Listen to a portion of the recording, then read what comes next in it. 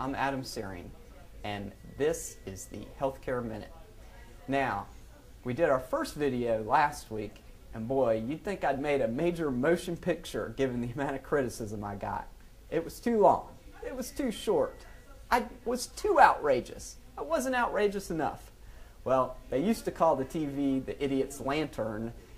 Maybe YouTube is the intellectual searchlight. I don't know, but we're going to try and do it again. Here we go. What's the topic for this week? It's going to be how you can judge any politician's health care plan with my simple two-part test. Now, you might hear a lot of jargon when politicians talk about their health care plans. You hear about pre-existing conditions, guaranteed affordable choice, and tax credit. And the conservatives, boy, they love the consumer-directed health care, which as far as I can tell means that you end up having to try and be your own doctor while they go off and play golf. In any case, here's my two-part plan for figuring out what is real and what is not worth supporting. Number one, what kind of health care does that politician have for themselves and their families and their kids? That is, if they're not so old, their kids are already grown. Then the second part of the plan is, would that politician give up their own health care plan and enroll in the plan that they are proposing for the rest of us? I don't know. Sounds like a pretty easy two-step process for determining whether they're actually talking about something we want to do or whether they're talking about something they want us to be confused about.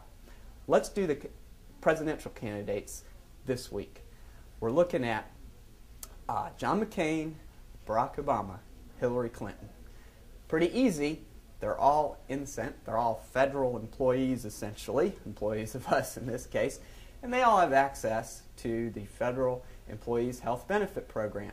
Now, this is a great health care plan with really affordable premiums. You're guaranteed a choice of affordable health plans that cover just about everything. They have low copays. And you know what? It doesn't stop there for them. They also have a 13-person health clinic right there in the Capitol with doctors and nurses on call, so if they have a headache or something, they can rush right in there. And boy, if they get sick, they can go over to Bethesda, and they have a whole floor at the hospital reserved for them with people on staff to take care of them, just whatever problem they have. Now, let's analyze their plans. We know what kind of care they've got. What are they proposing? Well, I think Elizabeth Edwards is going to be a little annoyed with me, but I got to tell you, I think that Obama and Clinton's plans are pretty similar. They both want to guarantee affordable coverage for everybody. Now, it's true that Obama says we got to start with kids and then we'll move on, and Clinton says let's go with everybody.